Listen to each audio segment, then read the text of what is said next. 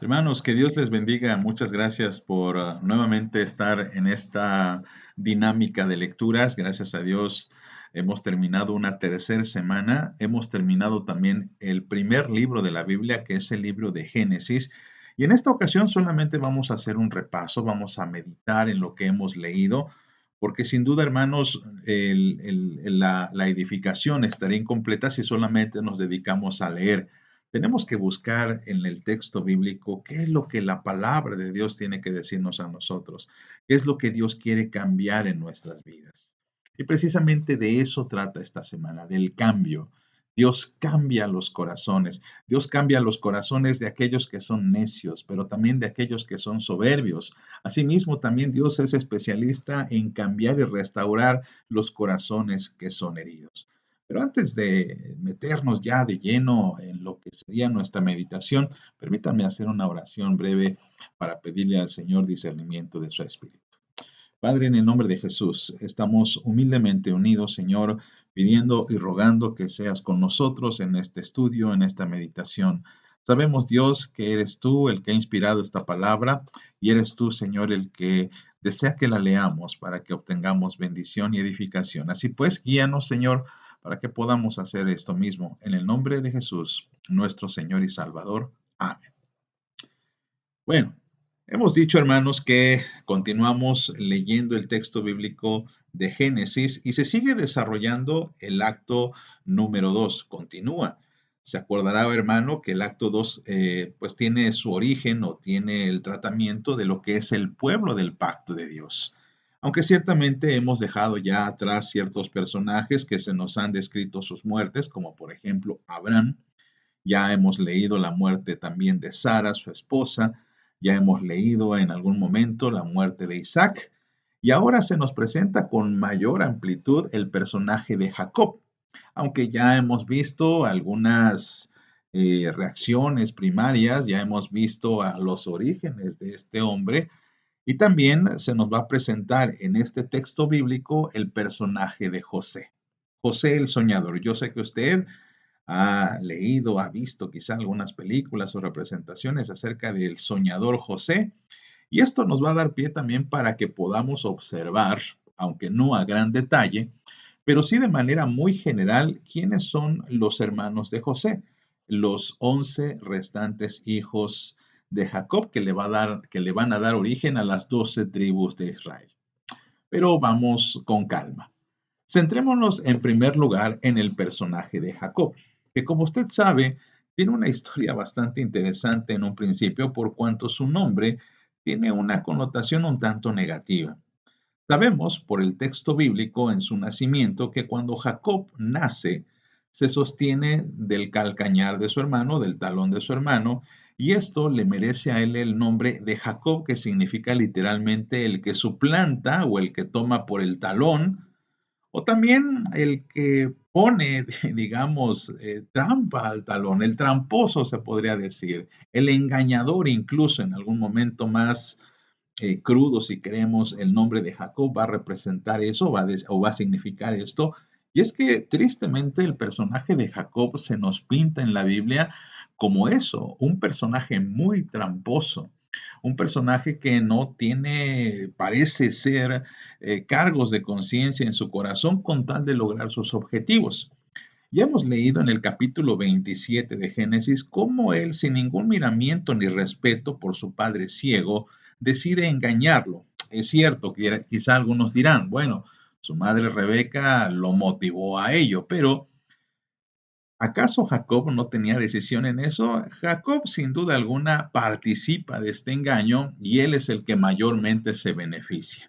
También con Labán hemos visto en el relato que nos tocó en esta semana cómo engaña a su suegro para quedarse con la mejor de las ovejas o lo mejor de las ovejas, dándole a su suegro pues las ovejas más débiles. El texto continúa diciendo de forma muy reiterada que Jacob fue prosperado. Jacob acumuló riqueza, pero esta riqueza desafortunadamente en algún momento pues era debido también a sus trampas.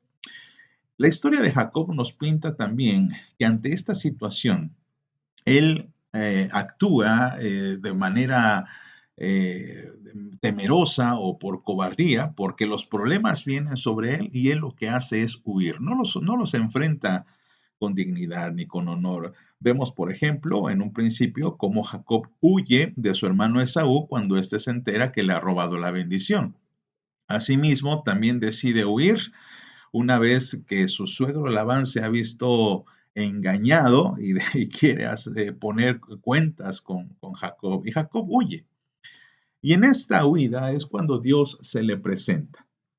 Dios le promete prosperidad, bendición, como diciendo, no tienes necesidad de hacer estas cosas, pero desafortunadamente esto ha sido un círculo vicioso en la vida de Jacob. Así pues, permítanme ilustrarle con esta diapositiva que ejemplifica perfectamente este ciclo vicioso o este círculo vicioso de Jacob. Jacob tiene un problema, ya hemos observado, desea la bendición de Esaú o desea enriquecerse a costas de Jacob, y entonces él procede a través de la mentira o la trampa. Él procede no mediante, vamos a decir, en los medios convencionales permitidos, sino más bien hace trampa. Y por supuesto que las trampas, hermanos, traen consecuencias, porque cuando las personas se dan cuenta que han sido engañados, quieren tomar venganza. Y esto hace que Jacob huya. Jacob huye de su hermano, huye de su suegro, y Dios se le aparece para decirle, no tienes más que huir. No tienes que hacer esto porque tienes mi bendición. Hermanos, esta primera enseñanza de Jacob nos muestra cómo es a veces nuestra reacción ante los problemas porque queremos arreglarnos por nosotros mismos. Queremos ponerle de nuestra sabiduría, creemos que somos muy inteligentes y que nadie nos va a engañar, de que nadie nos va a decir cómo resolver nuestras vidas, pero a veces, hermanos, tristemente, como dicen por ahí, la regamos y metemos la pata más de lo que debemos. Del mismo modo, Jacob, en lugar de ir mejorando su vida, lo que está haciendo es ganarse enemigos, es ganarse gente que tenga animadversión hacia él y hacia su descendencia. Pero el encuentro con Dios es muy importante porque sin este encuentro con Dios, Jacob seguiría haciendo lo mismo. Por eso es muy importante, hermanos, el encuentro que tiene Jacob en el capítulo 32 con este varón que se nos describe procede de Dios. Porque es ahí donde Dios toca su muslo y sucede algo muy interesante. Cuando Jacob es tocado de su muslo, entonces es interesante que Jacob ya no huye porque en ese momento, usted recordará por la lectura, Jacob tiene miedo de Esaú porque Esaú se va a encontrar con Jacob. Imagínense, Jacob tiene muchos pensamientos negativos, cree que probablemente Esaú va a venir a vengarse, lo va a venir a matar, así que hacen bien en tener miedo, pero ahora ya no huye. Ahora Jacob se enfrenta y encara el problema con Esaú y el desenlace ya lo sabe. Esaú se alegra de ver a su hermano y hay una reconciliación preciosa en ese relato en el capítulo 32. Pero por si esto no fuera poco, también se nos muestra el relato de José.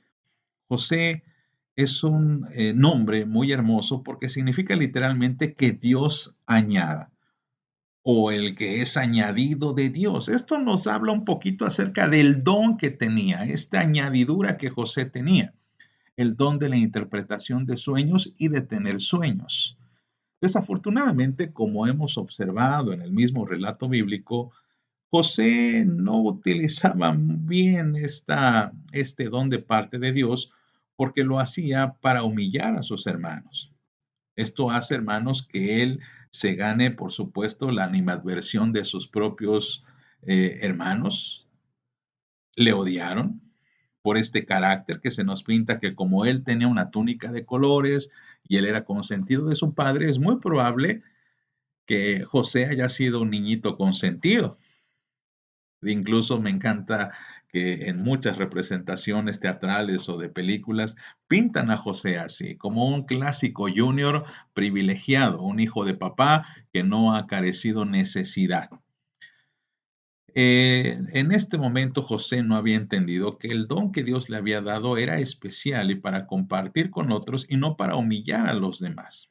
algo que tiene que comprender a través de una situación que es bastante dolorosa. Los hermanos venden a José. Y entonces José, ya sabemos las peripecias, cerca del capítulo 39 se nos describe cómo él es vendido a un hombre rico.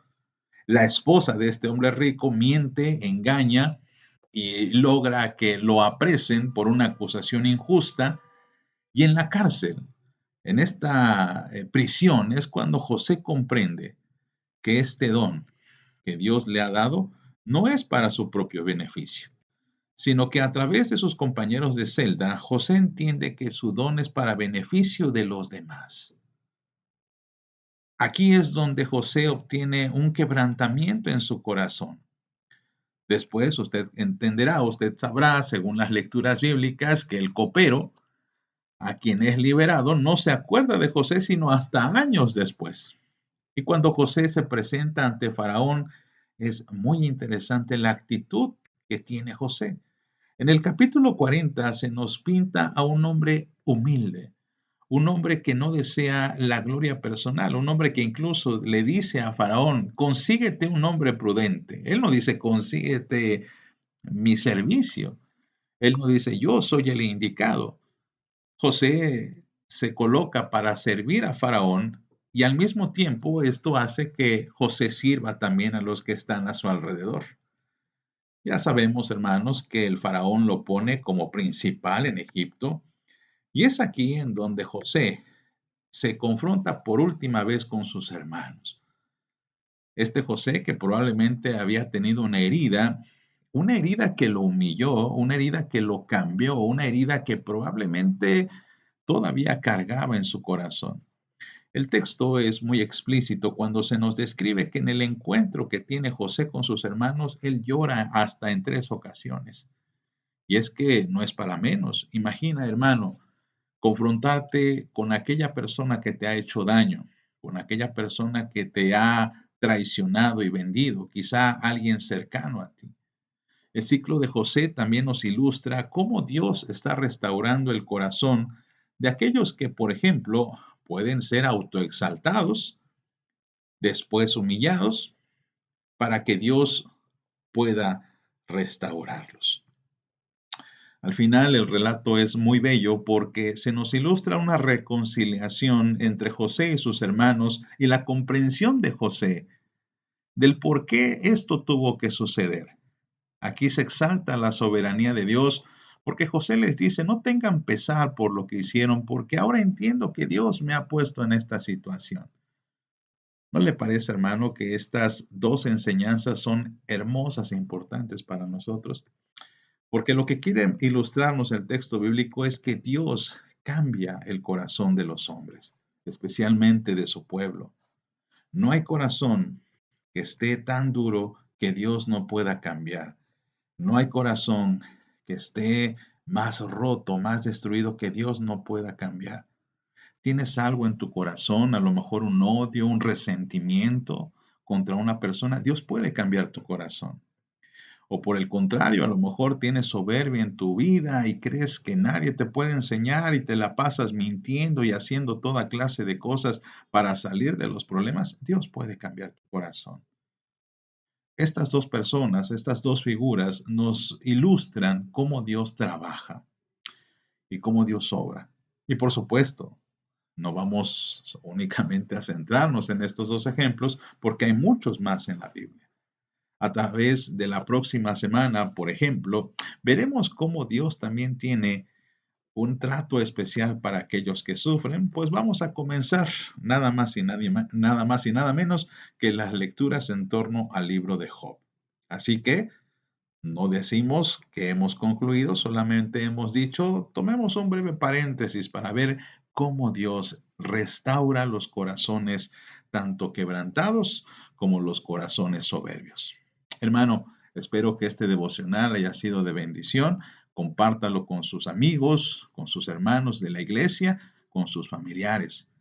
Y si usted desea que podamos orientarle, aconsejarle o orar por usted para que Dios trate con su corazón, no dude en mandarnos un correo. Estaremos muy gustosos de servirle.